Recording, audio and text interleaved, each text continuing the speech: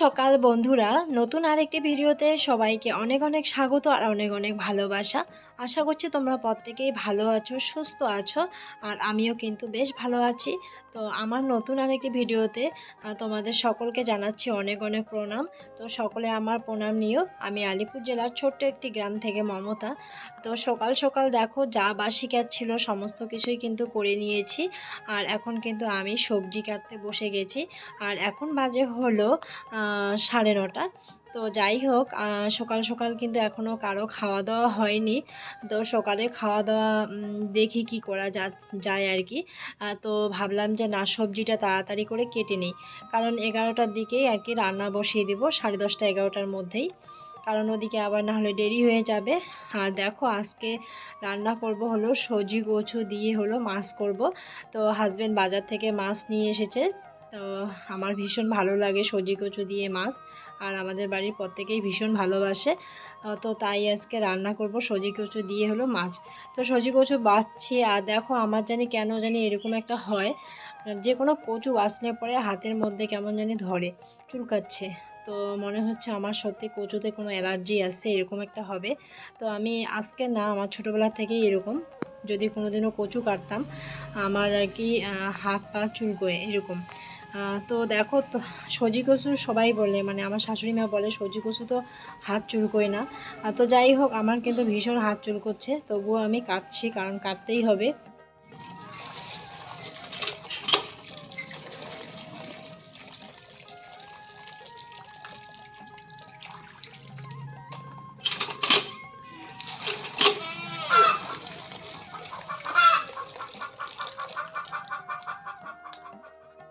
তো দেখো বন্ধুরা, এদিকে সবার ব্রেকফাস্ট করা হয়ে গেল।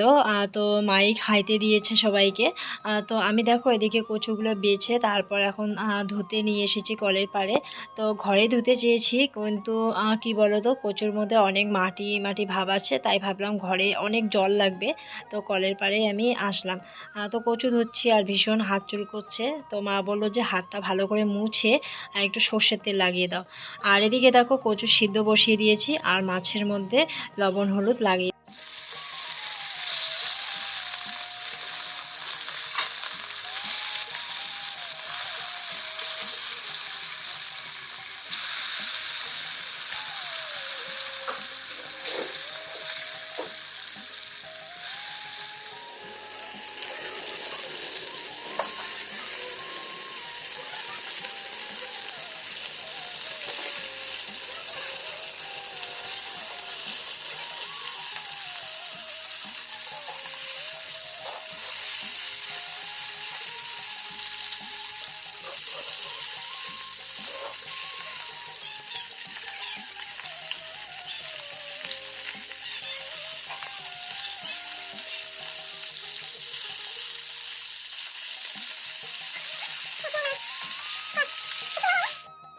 এদিকে দেখো আমার কচু সিদ্ধ হয়ে গেছে।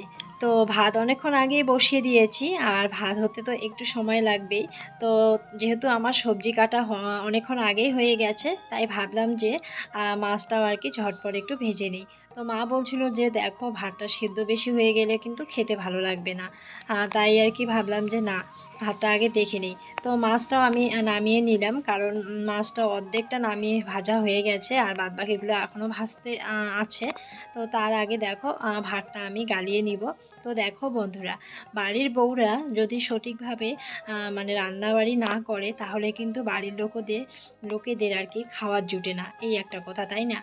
আর বাড়ির বউরা যদি সঠিকভাবে সুন্দরভাবে সমস্ত কিছু ভালোভাবে করতে না পারে, তাহলে কিন্তু বাড়ির লোকেদের খাওয়ার একটা অশান্তি থেকে থাকে।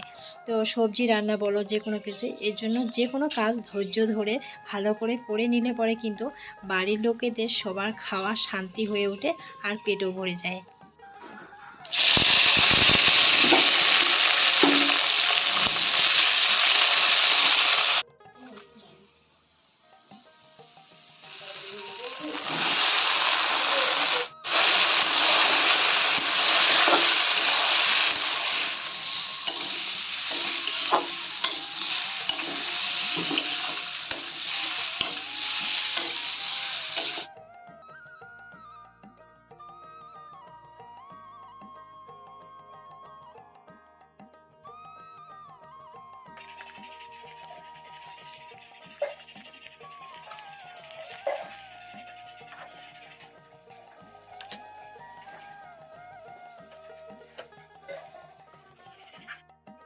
আর দেখো আমার রান্না কমপ্লিট হয়ে গেছে। তো আজকে সবাই পেট শান্তি করে খাবে, কারণ আমি আজকে খুব যত্ন সহকারে সজি কচু আর মাছের ঝোলটা করে নিয়েছি।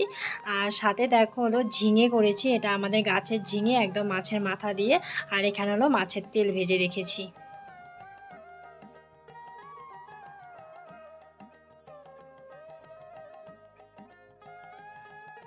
আর দেখো সবার খাওয়া দাওয়া হয়ে গেছে, আর আমি থালা বাসনগুলো বারান্দার মধ্যে জল ঝরাতে দিয়েছি। আর তোমরা ভাবছো যে উঠোনে কিসের ধোয়া, তাই না? না গো, সেরকম কিছু না। কারণ মা বলতে আর কি শাশুড়ি মা উঠোনে আর কি ধান জাল দিচ্ছিল, মানে চিড়ের জন্য। আমরা যেহেতু আর কি কৃষিজীবী পরিবার, তো আমরা চিড়ে বলো মুড়ি বলো, চাল বাড়ির বাড়ির তৈরি চাল এসব দিয়ে আর কি আমাদের চলে যায় এই আর কি। তো তাই আর কি মা ভাবছে যে বাড়িতে যেহেতু চিড়ে নেই, আর আমাদের সবাই আর কি চিড়ে চিড়ে খায় সকাল টাইমে, চিড়ে রুটি। আর আমি তো বলেই দিয়েছি আমাদের বাড়িতে সকালবেলা কেউ ভাত খেতে চায় না, শুধু জাস্ট আমার মেয়ে খায় স্কুলে যাওয়ার জন্য। তো দেখো এদিকে মা ধান জাল দেওয়া হয়ে গেছে। এখন যেহেতু অনেক নোংরা অনেক কিছু দিয়েই আর কি ধানটা জাল দিয়েছে, তাই দেখো মানে উঠোনটা একটু সাইডগুলো যেগুলোতে নোংরা পড়ে আছে সেগুলো একটু ভালো করে ঝাড় দিয়ে নিয়ে নিচ্ছে।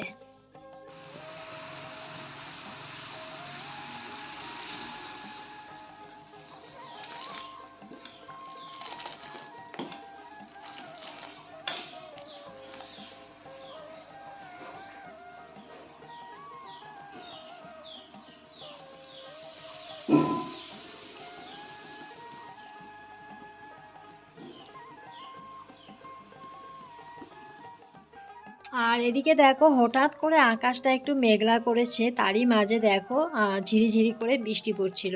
এদিকে হাজবেন্ডকে ডাকাডাকি করলাম, ও আর কি টিভি দেখছিল। তো অসময়ে ছাগল গরুরা ভিজে গেলে আর চারদিকে জানো তো খুব মশা হয়েছে।